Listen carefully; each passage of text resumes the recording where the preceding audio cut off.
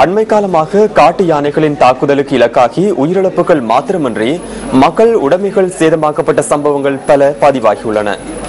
மட்டக்களப்பு ஊத்துச்சேனை கிராமத்தில் தொடர்ச்சியாக காட்டு யானைகளின் அட்டகாசத்தால் அந்த பகுதி மக்கள் அச்சத்தின் மத்தியில் வாழ்ந்து வருகின்றனர். கிரான் பிரதேச செயலாளர் பிரிவில் உள்ள ஊத்துச்சேனை கிராமத்தில் வசிக்கும் சாந்தி மலரின் வீடே இவ்வாறு காட்சியளிக்கின்றது. வறுமை நிலை காரணமாக அரசாங்கத்தினால் வழங்கப்பட்ட 1 லட்சம் ரூபாய் நிதியில் நிர்மாணிக்கப்பட்டது. வீட்டு வேலைகள் பூர்த்தியடைந்து 1 வாரம் செல்வதற்குள் காட்டு யானைகளினால் வீடு உடைக்கப்பட்டுள்ளது. அப்பம் சுட்டு விற்பனை செய்து வாழ்ந்து வரும் சாந்தி மலர் இருப்பதற்கு வீடின்றி அல்லற்பட வேண்டிய நிலைக்கு மீண்டும் தள்ளப்பட்டுள்ளார். யானையின் தாக்குதலில் இருந்து மயிரிழையில் உயிர் பிழைத்த சாந்தி மலர் தனது வாழ்வினை கொண்டு செல்வதற்காக நாள்தோறும் போராடுகின்றார்.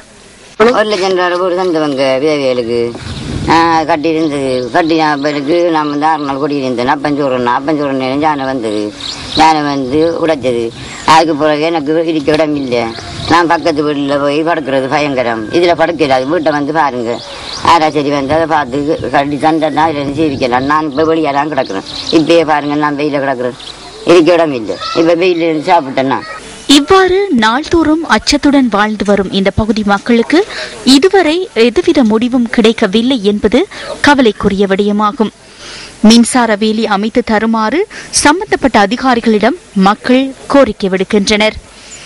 மற்றொருவர் சாந்தி மலரின் நிலைக்கு தள்ளப்படுவதற்கு முன்னர் தீர்வு காண வேண்டியது காலத்தின் தேவையாகும்.